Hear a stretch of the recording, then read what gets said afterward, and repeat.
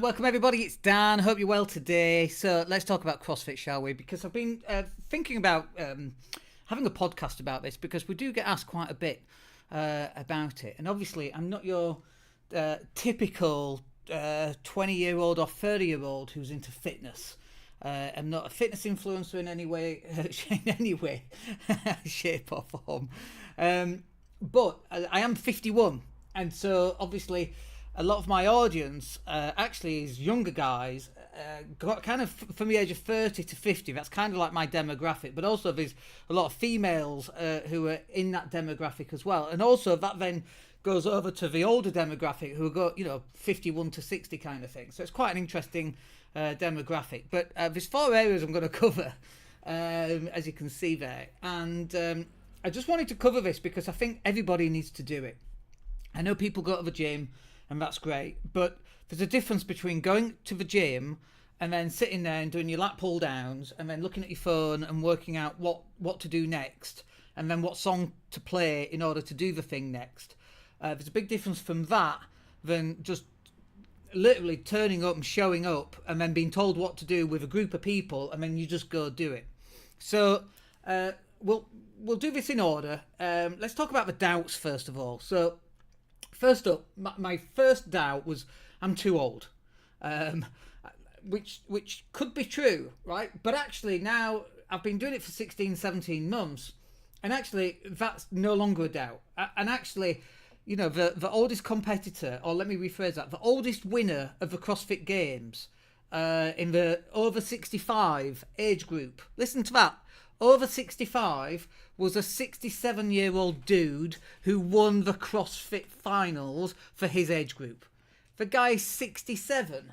So me thinking that I'm too old at 49 I was, now at 51, it's just kind of a bullshit excuse. And then the other thing I was thinking about was I'm too fat.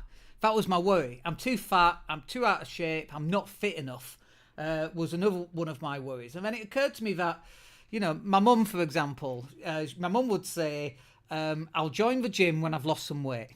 And I'm like, well, but you go to the gym to lose weight. And actually, that's not quite accurate. You actually lose your fat in the kitchen and you get fitter at CrossFit. But what I found is that when you start exercising, that pulls along your diet, right? So if you're going, oh, no, I'm just going to work on my diet, I find that personally much harder than going to the gym and then working on my diet.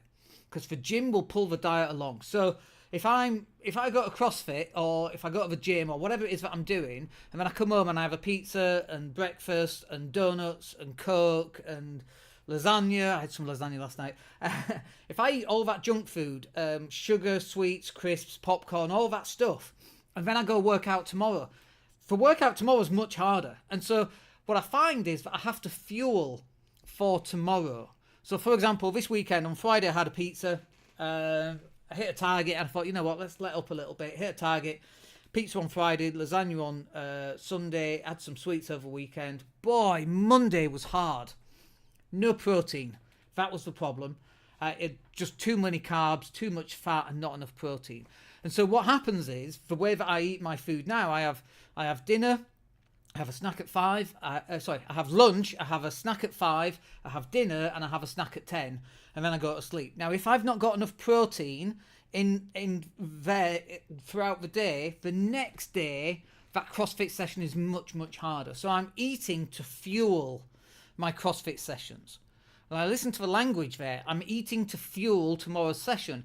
I'm not eating because I'm feeling down and feeling sorry for myself, which I can do like everybody else. And you go to the popcorn and you have some crisp and you have some donuts. And honestly, it doesn't really make me feel better. It does while I'm eating it. But then afterwards, I either feel guilt or I feel unfueled. And then the next day, I can't perform very well at CrossFit.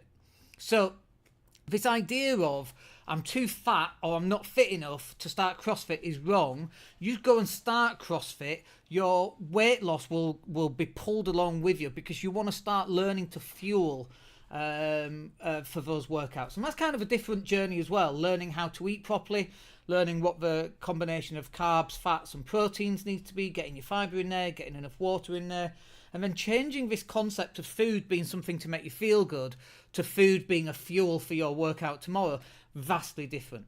When you start working out and you start achieving some things that you never thought you'd do, suddenly the food being fuel makes perfect sense. You don't want to eat to feel good. You want to eat to fuel because at the next CrossFit session, you want to improve on what you did last week. That's where the feeling good comes from, and that's a longer term version of feeling good, not the 2 minutes it takes you to eat a donut. It doesn't take me 2 minutes to eat a donut. It takes 2 minutes to eat the whole box. But this idea that you're too old is completely wrong. The oldest guy that won was 67. I'm 51. In my mind, right, because it's competitive, Dan, I can't help it. In my tiny little mind, I'm like, you know what I'm going to do? Over 65s, I'm going to be at the CrossFit Games when I'm 65 because I'd like to be a professional athlete at some point in my life. And people going, well, you've left it a little bit too late, you're 51. Really? Like, even if I don't get anywhere near to it, imagine how fit you're going to be at 65 if that's your goal. Even though you don't make it, who cares, right? You're going to be fit as a fiddle. You'll live to 100. The whole point of being fitter is physical benefit and mental benefit. We're going to talk about mental benefits very shortly. But one of the other doubts that I had was I had this feeling that everybody else knows what you're doing. And the very first time I walked up to a CrossFit session, the very first time, there's always fit blokes stood outside. Hang on a minute, I have to reset my monitor because my monitor's gone into power mode. There we go. I've always fit blokes stood outside, and there's Fat Dan waddling up. They've all got the shirts off, all got these six-pack abs. They're all in their 20s, late 20s. They all look ripped. And there's me, Fat Dan, waddling up. Hey up, lads. And I'm in Spain, right? And it's April, so it's nice and warm. And you look around, and there's people lifting heavy weights. People doing clean and jerks. People doing deadlifts. People doing all these amazing things, pull-ups, rope climbs, and you get there and you're like, oh my gosh, it's so overwhelming at first, right? And you have this idea that everybody knows what they're doing. Now, interestingly, when I look back at some of those people that I saw right at those early times, I look at where they are now in their journey compared to where I am in their journey, and I've actually passed them. Right? So it's this idea that you feel like everybody knows what they're doing, and they don't. They've just been doing it a bit longer than you have. Don't compare somebody else's day 500 with your day 1, because it's an unfair comparison. If you're a swimmer and you've been swimming since 13, and then I get in a pool, age 51, like my day 1 in the pool is vastly different to your day 14,000 or whatever it's going to be. I have to turn my monitor. It goes into saving mode and then it wants to turn off, so I have to reset it. Anyway, so you get this idea that everybody else is in this position where they know what they're doing and they're all experts, and honestly nothing could be further from the truth. It's only now, have I been doing this for 16 months, and a new person comes and they're, you know, we had a new guy yesterday and we were doing lunges, barbell lunges with weights. So I was doing like 40 kilo barbell lunges, and he's looking at me like, is that 40 kilos? It was in Spanish and I understood what he was saying. Is that 40 kilos? And I'm like, yeah. And he's like, oh my gosh. And he was totally blown away that someone looks like this can do 40 kilo lunges, right? It's not my heaviest for sure, but we're doing sets of 20s, and it was the right weight for me. And he just had a barbell, which was a 10 kilo barbell, and that was the right barbell for him. Not a competition.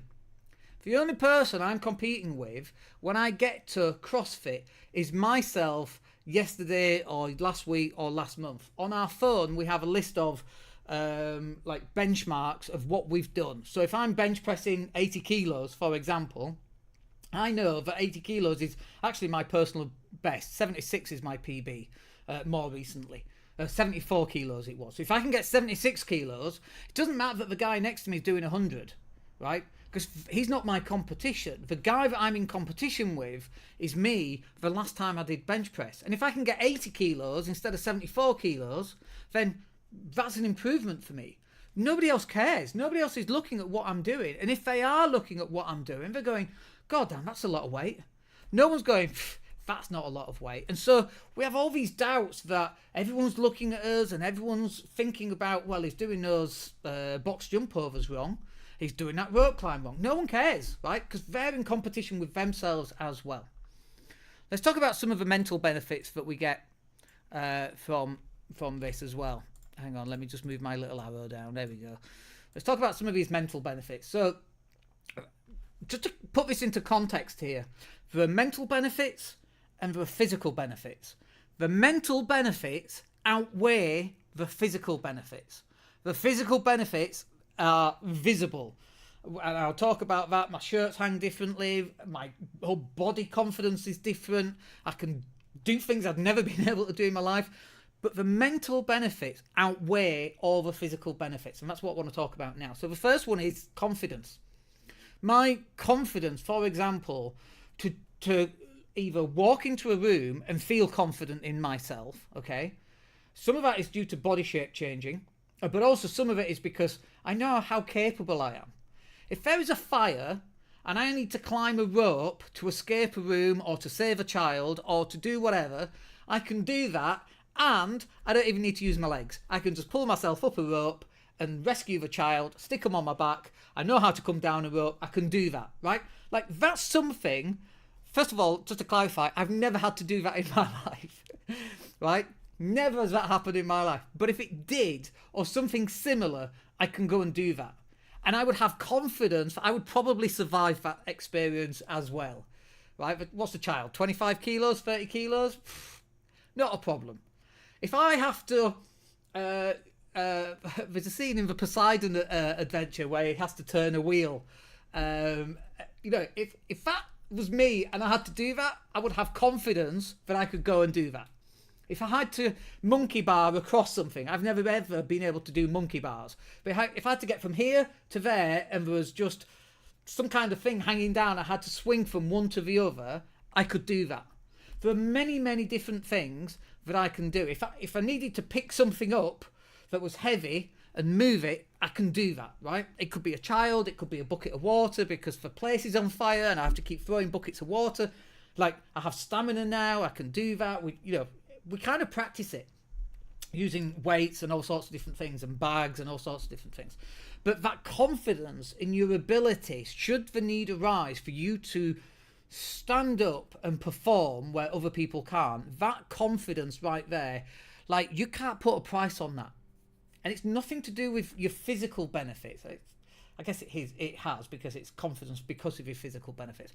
But the confidence to walk into a room and walk up to a group of people is different now than it was 16 months ago, when I felt more overweight and I felt less confident.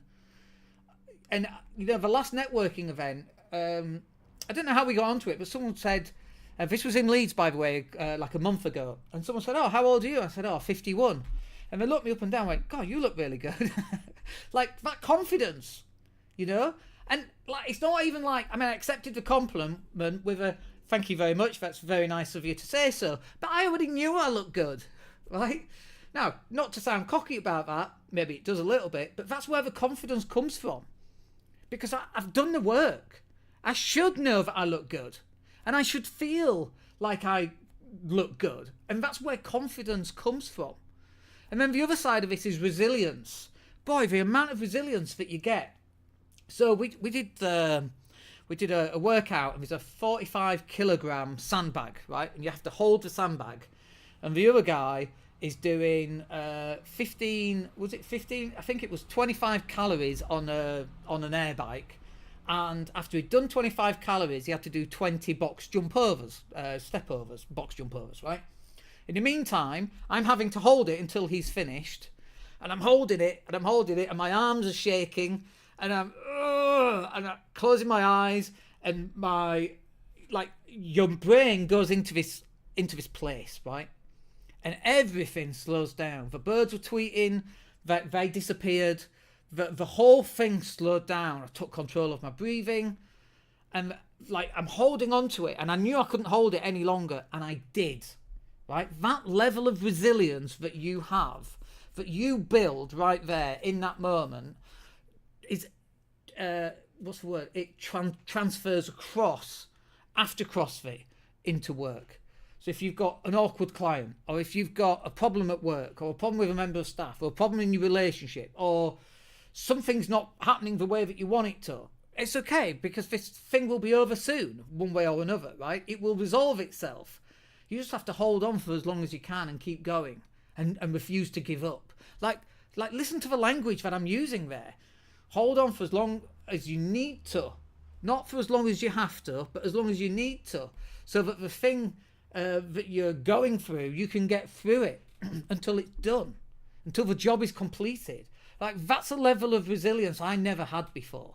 I've had it at various points in my life when I played a lot of basketball. 5 or 6 times a week, got really good at that. But that was years ago. It's 20 years ago since that happened, right? So this level of resilience that I've now built through CrossFit transfers into other areas of my life. That is a massive mental benefit. And it's very difficult to put that into words, because it's only that you have to feel what it's like in order to feel it. It's very, very difficult to explain to someone who's never had that, or that level of feeling that. It's very difficult to even express in words what that feels like.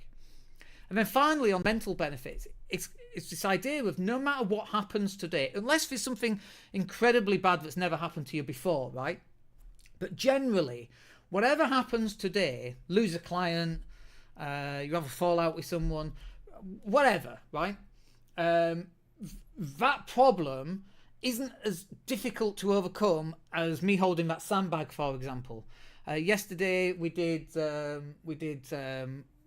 jumping pull-ups. Today we did burpees and to touch a bar, and then we were doing dumbbell presses. The dumbbell press is really hard, 20 kilos in each hand, 10, 9, 8, 7, 6, 5, 4, 3, 2, 1 as a round.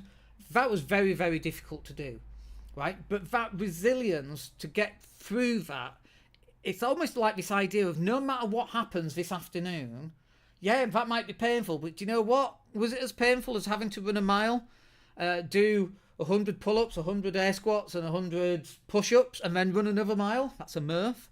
Like, that's one of the hardest things I've ever done.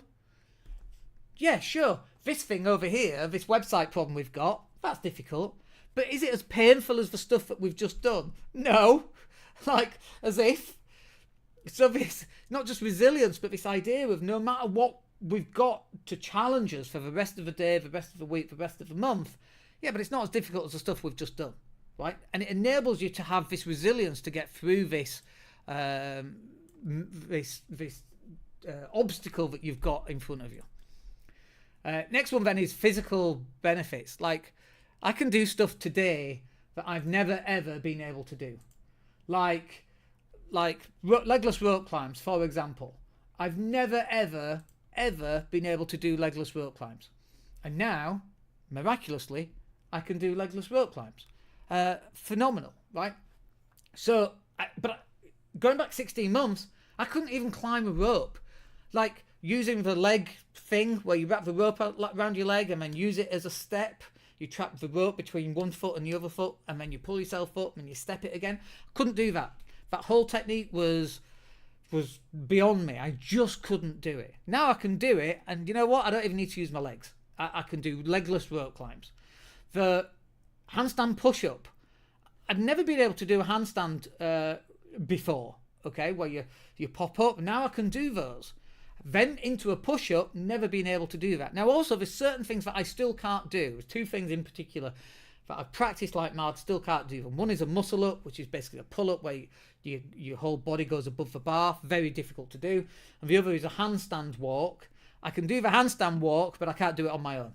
Like, I have to have someone holding my legs to make sure I don't fall over. Right? That's going to, we're a good 12 to 18 months away from that, I reckon. But it's all right. It's every single day you get a little bit better every single day. And as you look back on your journey for the past 16 months and you look at what you couldn't do versus what you can do, like someone said, Dan, you need to go run 5 kilometers.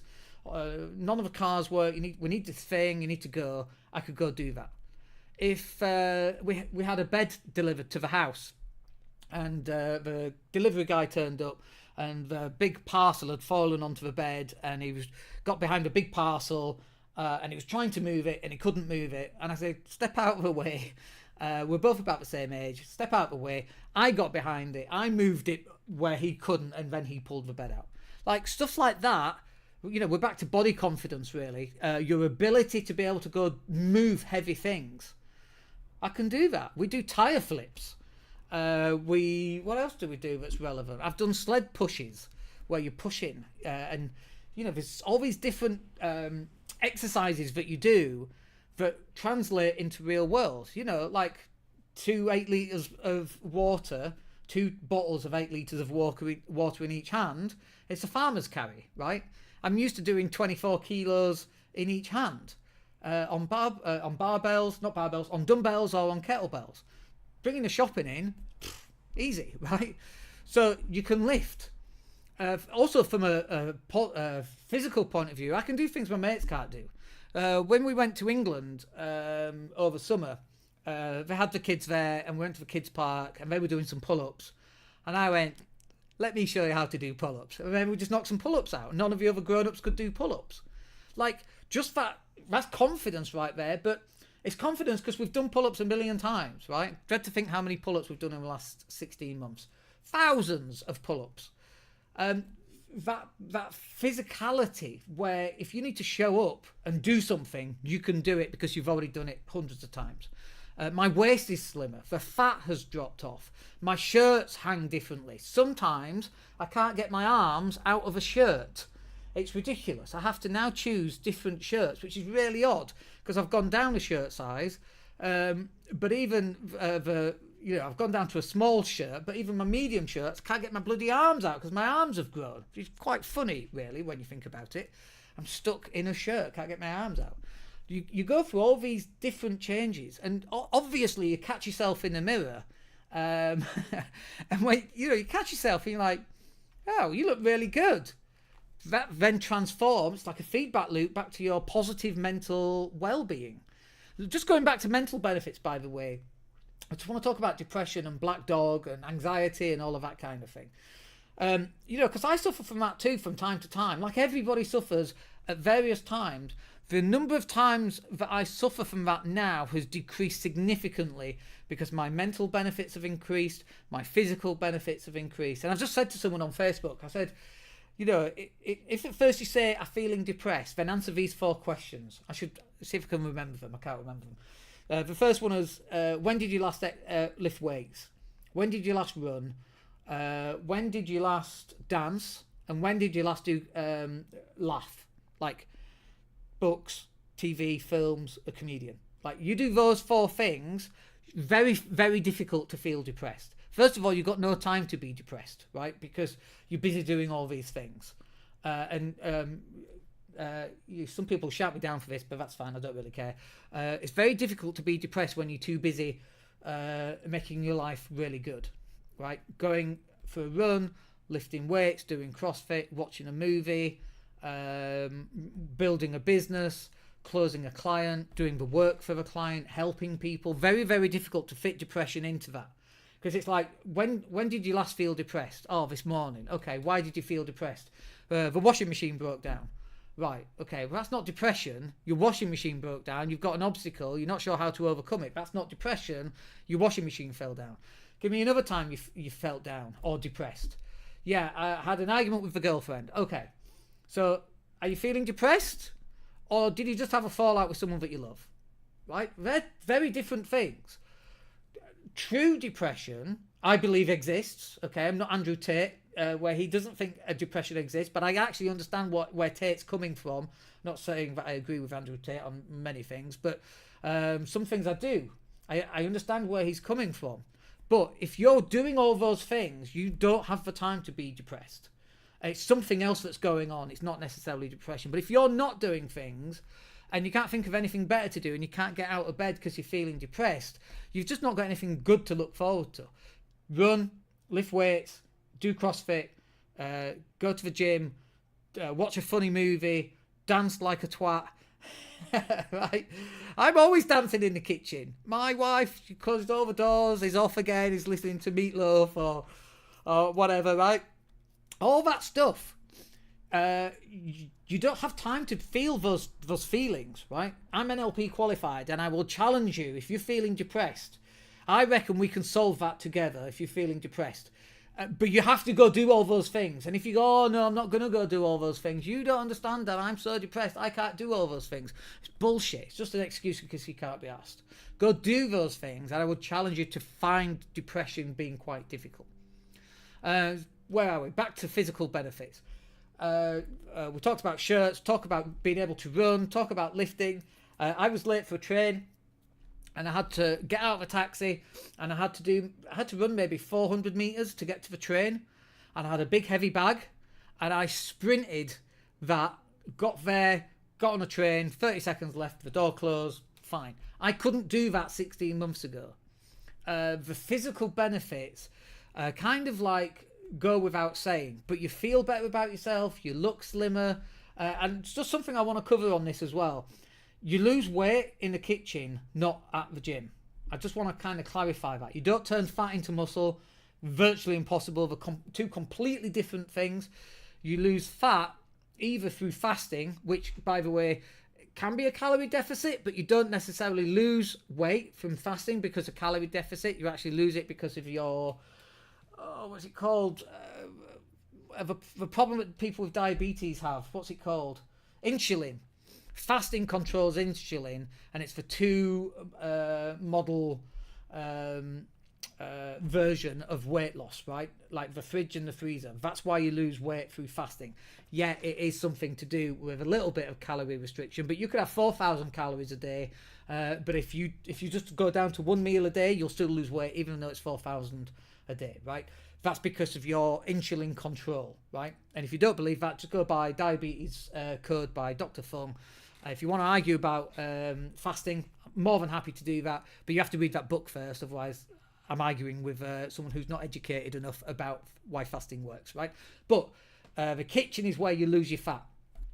Going to the gym is about cardio and about lifting weights. That's about sculpting your body, and also being able to go into zone 2 training and being able to maintain a certain level for a certain period of time through cardio.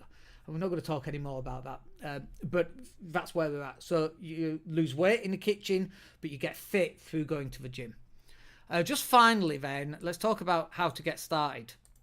And so we talked about, Fat Dan walking up and all the guys with the shirts off, all looking amazing. And I went to another place in Harrogate with my mate Dave. Everyone's got a mate called Dave, right? You're only ever 9 feet away from a Dave, apparently. And we went, and we get there, and I could see it on Dave's face, very intimidating, people lifting what looks like very heavy weights, because the weights all have these bumper weights on, of course, because they slam them down on the floor, and there's lots of clanking of weights and iron being lifted, and there's heavy metal music, and where I am it's R&B, and sometimes it's Spanish R&B, and sometimes it's Tupac, and there's a lot of effing and jeffing in it. There's a lot of N-words in there, and so on. So, it is what it is, right? And in Spain, by the way, they keep all the swear words in. So you go shopping in a clothes shop, and there's lots of F words in the songs that don't play the radio versions, which is quite funny here in Spain. But anyway, and the N word is in there as well. So you're shopping, looking at a shirt, and then the N word's in there. And you're like, oh, that's a bit different. You not quite get away with that in the UK. But anyway. You walk into the gym, and there's lots of metal, lots of clanking, lots of people grunting as they're lifting weights and doing cleans and jerks and all this stuff, overhead presses and bench press, and there's women lifting heavy weights, and it can be really, really intimidating, right? And that's just on the outside. That's just what it looks like. On the inside, that's really not how it is. It's one of the most friendliest groups of people I have ever met. So when I go to one in Leeds, which when I stay in Leeds, I go to CrossFit in Leeds. so unbelievably friendly, and the coach comes up and they correct you on your form and your technique, which is very difficult at first because you think you're perfect, right? But they're there to help you because they want you to fall in love with the sport, and you being there adds to the group, and the group being there. We did a partner workout, and the guy that I did my partner workout was 10 years, 15 years younger. He had just got out of the army, for God's sake, and he's lifting twice as much as I am. He's almost half the age of me, not quite half the age, but he's a third of 2/3 of my age, and so that made a massive impact. I'm like, oh my gosh, and I felt really kind of self-conscious. But all he gave me was positive encouragement. Come on, Dan, you've got this. Go on, son. Like that level of encouragement, you don't get that at the gym when you sat on your own, you doing lat pull downs. You just don't get that, and that's what I want you to feel. That's the experience of going to a CrossFit gym. Let's talk about injuries while we're talking about this. I know CrossFit has a lot of things about injuries and that kind of thing. The people who get injured are the people who haven't yet removed ego out of it. And I got injured, and it's because I was trying to lift too heavy. When I went to that gym in Harrogate, I was trying to show off to Dave. Stupid. God knows why I was trying to do that. You don't need to do that. You just keep going. You improve daily. You improve weekly, you improve monthly, you go up in weights, and you just keep on improving. And that's how you do it. There's no reason to injure yourself. And actually, the more you do, the less you injure yourself anyway. The reason you injure yourself is because your ego is lifting weights that your body can't cope with. That's it. But if you want to join, like the hardest bit is going, right? And I will go with you. Obviously, I live in Spain. That's very difficult. If you want to come out to where I live, you want to come to my CrossFit, I've introduced 3 people in the last couple of weeks to my gym. They live locally, but I would be more than happy to bring you to my CrossFit gym. And the coaches are there. They love new people. Everybody's so friendly. But it's not just here. When I went to the one in Leeds, everybody is so friendly. When I went to the one in Harrogate, everybody is so friendly. Everybody is just so friendly. The thing that's stopping you is this idea that you've got in your head as to what it's going to be like and how intimidating it's going to be. When I first started, I had a plastic pipe. It's called a pica in Spanish, a plastic pipe. And even today, for my overhead squats, I have to start with a plastic pipe because my mobility on my arms is absolutely dreadful. I'm 51, for God's sake, not 25. And you will have that too.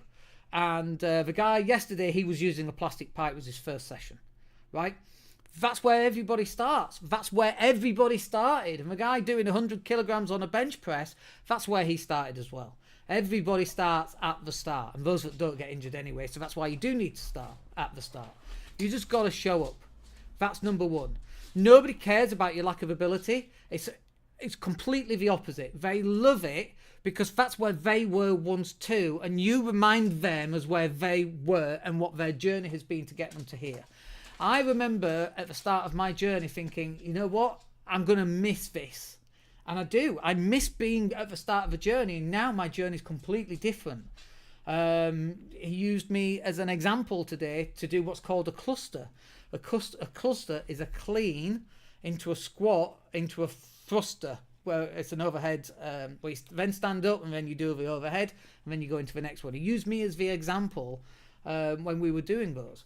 And so nobody cares about you being right at the start of your journey because actually it just gives them confidence that that's where they were as well. And you don't have to worry about the workouts. Some days I don't feel like going. Absolutely cannot be bothered. Oh, I'm so tired. I grab my stuff. I've got my face on like I don't want to go. I get in the car. Oh, and I got there and everyone high fives you on the way in, gives you bear hugs. Good morning. Good to have you here. Lots of smiles. They run through the workout. You start to warm up. And by the time you finish the warm up, usually on your first session, first weight session, whatever it is, you're into it. You blink. An hour's gone by. You're tired. You've run a mile. You've lifted these weights that you never thought you'd do. You've done a new personal best. Every week is a new personal best. Something that I never thought I'd do. I never thought I'd lift that heavy. Always constantly improving. You don't have to worry about what the weights are, what the music is going to be, who's going to be there. You don't have to worry about your technique because they will come around and help you correct it. All you have to do is show up. And that is it. And I hope I hope and I pray that this gives you some confidence to just go and just sign up. And if you're feeling unconfident about it, grab a friend, get them in a headlock, take them with you, just show up, because the difference in 16 months for me is life-changing. And when people go, what have you got out of CrossFit, Dan? I will tell them it has been life-changing, and we've only just started. And when I go back to England, I look forward to going back to England, because I know people are going to go, my mum said it.